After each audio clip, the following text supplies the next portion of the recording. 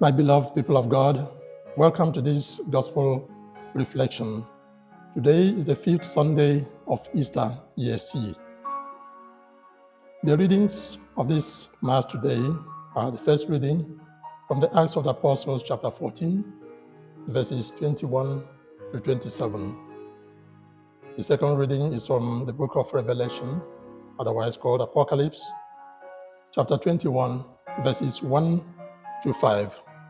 The gospel reading is from the Gospel according to St. John, chapter 12, verses 31 to 45.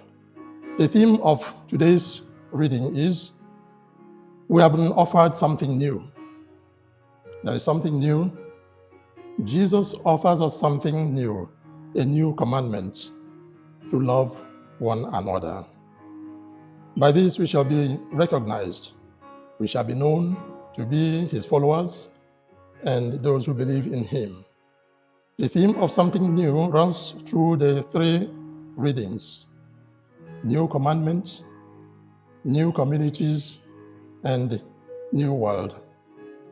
St. Paul and St. Barnabas, in the first reading, were establishing new church communities of those who will come to receive and live by the new commandment, the commandment of love.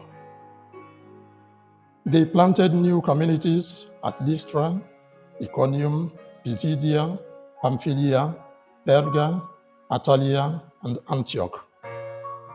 We will see in other texts that their ministry already began in Phoenicia, Seleucia, Cyprus, Perga, Pisidia, and Salamis.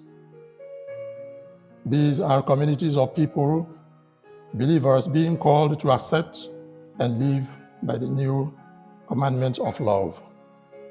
St. John, in the second reading, saw a new heaven and a new earth, a large gathering, a new city, a city of those who will have justified themselves with the new commandment of love, unlimited love.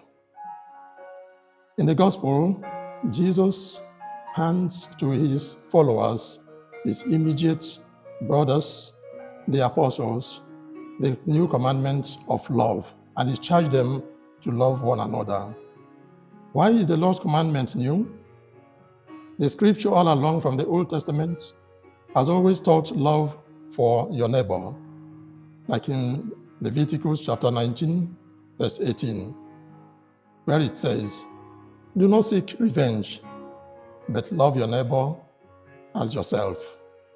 The rabbi, the teachers of the law at the time of Jesus, may have wrongly interpreted the law of revenge of an eye for an eye in Leviticus chapter 24, verse 20, and Deuteronomy chapter 19, verses 15 to 21, to mean hatred for the offender and even extending it to sinners and strangers. But the law was only about justice and against exaggerated revenge. So, love for the neighbor was always there. In Leviticus 19:18, we read, "Love also your neighbor as yourself." What then is new in Jesus' commandments? Jesus added, "Love also your enemy, the one that hates you, speaks ill of you, hinders your progress, gossips against you, and calumniates you. He is also your neighbor in the language of Jesus Christ." And that is the one new thing. So Jesus makes your enemy to be also your neighbor and says, love him as you love yourself. It is only this way, when we love one another, that the world will believe that we are his disciples, his followers, believers in him, and Christians. The love of our neighbor that Jesus teaches is not because of anything from or in the person we love. It is not admiration of any quality. It is different from liking. Certainly, we cannot like everybody. Otherwise, everyone would be our friend. That is not possible. And you are not obliged to befriend everybody, to have everybody as your friend. Liking is based on admiration, not so for love. Therefore, love is from the heart. Love is from God and for God alone. That is why it includes the enemy, since God allows his rain to fall for the good and for the evil, for the righteous and for the sinner. So far, we can address these words of Jesus Christ to the general public, all of us Christians, the new commandment of love. But let us consider briefly the context of the teaching. He was addressing his followers, his apostles at the Last Supper.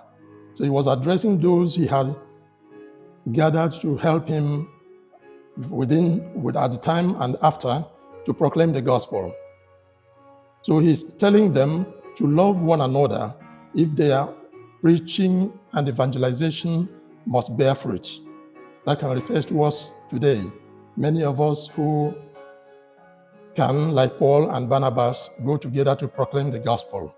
We have to convince the world that we are teaching something sensible and reasonable when we have one mind, when we love one another. That is the crux of the whole teaching today. And Jesus says, only then can people believe that you are my followers. Dear brothers and sisters, let us then pray and work hard to open our minds to the love of Jesus Christ, loving our neighbor as ourselves. This is the new commandment. God bless you for listening.